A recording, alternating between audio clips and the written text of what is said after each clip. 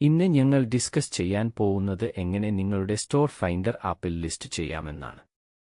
ആദ്യമായി ഞങ്ങളുടെ ആപ്പിൽ നിന്നോ അതോ വെബ്സൈറ്റിൽ നിന്നോ ലിസ്റ്റ് സ്റ്റോർ എന്ന ലിങ്ക് ക്ലിക്ക് ചെയ്യുക. കൂടാതെ ഞങ്ങളുടെ ബയോയിലും ഡിസ്ക്രിപ്ഷനിലും മെൻഷൻ ചെയ്തിട്ടുണ്ട്. ശേഷം മൊബൈൽ നമ്പർ വെരിഫൈ ചെയ്യുക. പിന്നെ രജിസ്ട്രേഷൻ ഫോം ഫിൽ ചെയ്യുക. ആദ്യം സ്റ്റോറിന്റെ നെയിം, പിന്നെ contact details, email, WhatsApp number fill ചെയ്യുക. വെബ്സൈറ്റ് അവൈലബിൾ ആണെങ്കിൽ അതിന്റെ ലിങ്ക് കൂടി ഫിൽ ചെയ്യുക.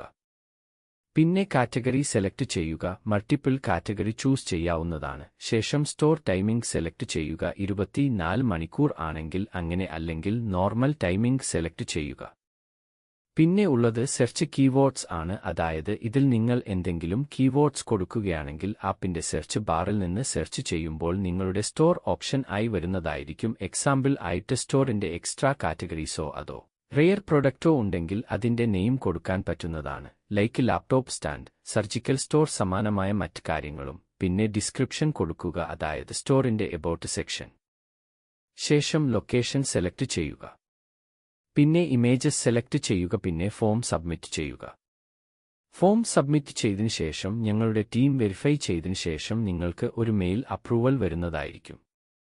മെയിൽ അപ്രൂവലിന് ശേഷമുള്ള കാര്യങ്ങൾ അടുത്ത വീഡിയോയിൽ പറയുന്നതാണ്.